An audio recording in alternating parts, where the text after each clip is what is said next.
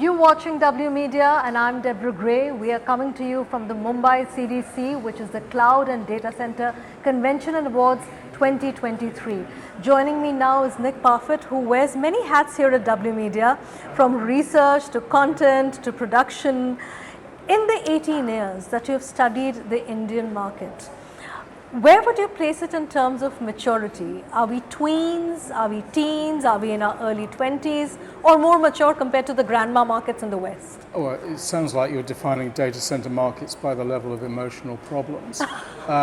In terms of maturity, India is probably as close as it needs to be to being mature. Originally, the model that I created of data center maturity suggested that the USA was the apex. But India doesn't need to be the USA, although obviously it tries to emulate some of the features of that market.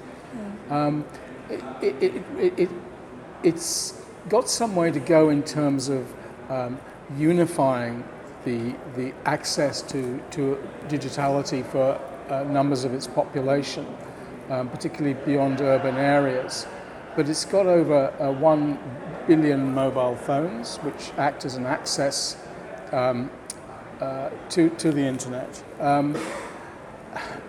It's got hyperscale. We had a great panel on hyperscale earlier this morning. It's got hyperscale and it knows where it needs hyperscale. There's also awareness of edge, which is possibly in advance of other APAC markets. And I know from previous projects that India has an edge presence that is greater than, say, somewhere like Australia, possibly. So it's perhaps not the issue to have a gold standard of maturity based, as it has been, on one particular market. It's based on, does the infrastructure that you provide service the needs of as many of your people and your businesses as it can. That's, if you like, is probably what on a national level, regional level, you look to achieve. That's interesting, because my next question was going to be about managing growth. There's been a boom and across the board, but when it comes to building new infrastructure, managing and maintaining what you already have, making sure you don't have power outages, making sure you don't go offline, managing latency. What do you think needs to be done? Well, as with anything to do with data center decision making, the technology, whatever, comes at a later stage. It's the business case. What do you need? If you're looking at building a data center, it depends whether you're an enterprise, colo, or a cloud. They will have different need sets. But if you're an enterprise, do you need to build or extend your data center? Could you co-locate what you were going to put into that data center? Depending on your attitude towards cloud services, could you actually put it into cloud if it's because there are issues in choosing cloud in most places in the world at the moment. So really, ultimately, it's a business decision. I think the drive towards upgrades and modernization of existing facilities is driven partly because Mumbai is starting to hit on a space issue. A lot of it gets done in Singapore. A lot of modernization happens in Singapore, quite simply because 720 square kilometers it's not like you can go in many directions unless you want to go into Malaysia or Indonesia to the south. It's not really so much an issue necessarily for Australia, where the reverse is true. But in India, I think it's the cost of land, it's the cost of build. It's traditionally been a fairly inexpensive market, but I think that's changing. And that's not necessarily because everything is getting more expensive. I just think that the demand will push prices for construction up. But that is also, in a way, responsible for the growth of data centers in areas adjacent to Mumbai, like Navi Mumbai, Thane, Bhiwandi. Okay. As I wrote in my introduction this morning, it's a common feature. London, how many data centers can you fit in the city of London? Probably about as many as they now have. London is spreading outwards along the M4 west and they've got data center parks there now. The same is true of the American cities. The same is true of Sydney. Singapore, as I've said, has started to put in data centers on one of the islands of Indonesia to its immediate south, and obviously in Johor, in this kind of Singapore, Malaysia, Indonesian initiative. So it's not an unusual thing. I mean, what will happen though is that Mumbai is so dense and so large in comparison to those cities that in reality you're looking across the water to Novi Mumbai. And part of the reason for this is that data centers are getting larger. Hyperscale are going to be larger. They're going to require buffer zones. They're going to require a lot more space than if you're just putting up something in the size of this room. So you also have to understand that as data centers grow, they need somewhere to get that space at a reasonable cost. What is your vision though of an intelligent data center? Because we are talking about increased automation, there's AI, there's ML. Are we really AI ready? How intelligent are data centers today in India in your assessment? Okay, again, AI is a situation where maybe we're being seduced by the technology. Again, at the end with AI, you're looking at business requirement, and I think also it raises it takes data centers to an area where they haven't been very often, which is that of ethics.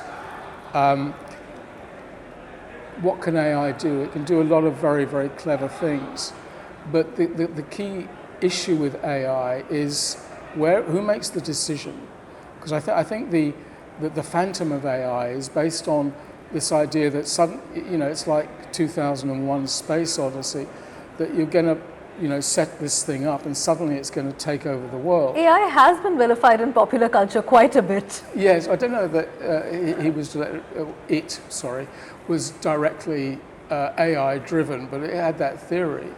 And I think the issue is all of the decisions that the platforming, the programming for AI is done by humans. So somewhere in the background there is a human decision maker.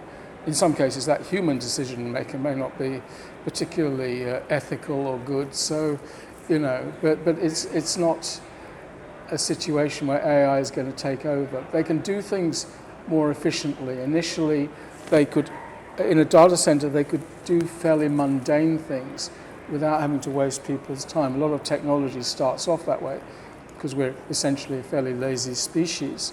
They like the idea that I don't have to do all of that stuff. I can do more interesting stuff, and companies like it because these people don't have to, keep going around the data center kicking things. They can be out selling to clients. But AI is now moving on to a phase where it is capable of not having to go back to a decision to a human. But it's the level at which those decisions are taken. Once they become strategic decisions, then the picture changes. Let's now talk about the other big buzzword, sustainability. Everyone was talking about it, especially during COP28. It's a big buzzword in the Middle East. We're also talking about it here in India. What kind of challenges do you foresee on that front? Okay, firstly, the misunderstanding of the word. Sustainability in this industry is usually interpreted as energy efficiency because this is an industry that's grown up on PUE for most of the past 15 to 20 years. So it's data center energy efficiency. It's what happens within the four walls. There's absolutely no doubt, as I suggested this morning, that that's important. The more we can do to not minimize energy, but make sure it's used for a suitable and proper end purpose. That's always what's been missing out of energy efficiency is are you using it for a good purpose, a worthwhile purpose? Okay. Sustainability, according to the United Nations definition, contains 17 different elements. So you're including elements of efficiency, environmental responsibility, HR policy, how you treat people, whether you're inclusive, you look to respecting the land, the sea, and the air, and there are more along those themes. And so I think that any data center that thinks, right, energy efficiency is it, any sizable data center is probably now living in the past. You have to be conscious of your employment policies, you have to be conscious of, how you buy stuff. Scope 3, for example. Where does the stuff in your data center come from? There's no point in running an efficient data center if the stuff in your data center is actually made by somebody who, causes God knows what damage to manufacture it. And most data centers know this. So therefore sustainability is relevant, but it's relevant across many of its features, not just the energy efficiency one. The other big challenge we are seeing is skills development. There seems to be a skills gap. What is your assessment of that here in the South Asia region? I'm sorry, I sound like a broken record. I'll refer you to what I said this morning, which I believe in very strongly. I know from work I've done in Australia for educators that the point at which people make decisions on what they really, really want to do is probably in their early to mid-teens. I mean, some people never make up their mind and they'll go from job to job, or they'll be lucky and they'll fall into something they really want to do.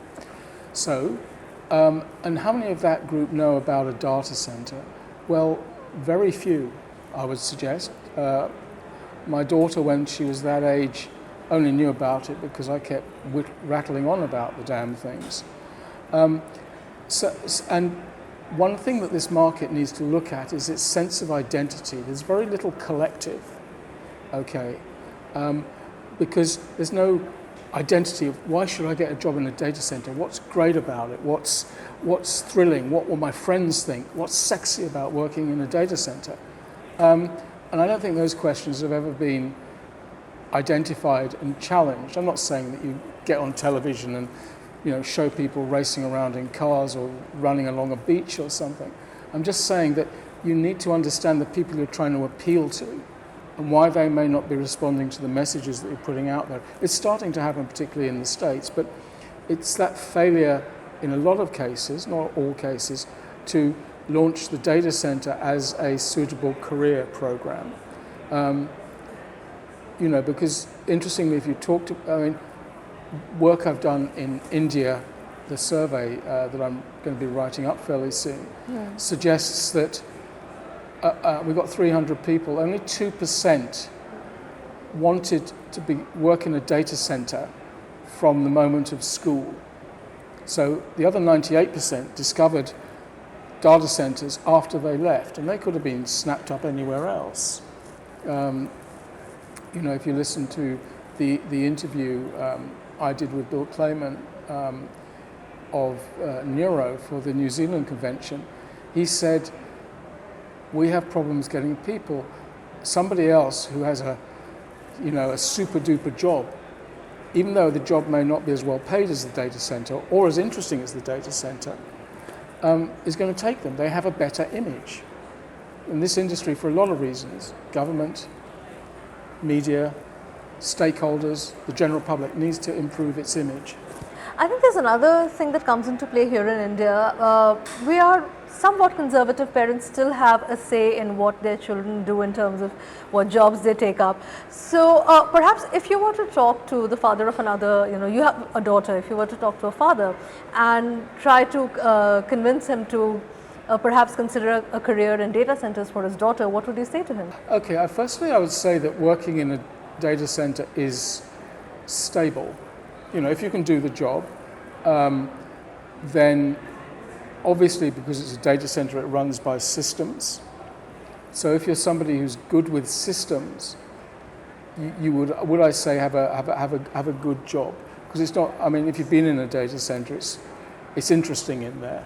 It looks like lots of flashing lights, but vague sort of science fiction quality, but there's a lot going on in there, and it's not just routine.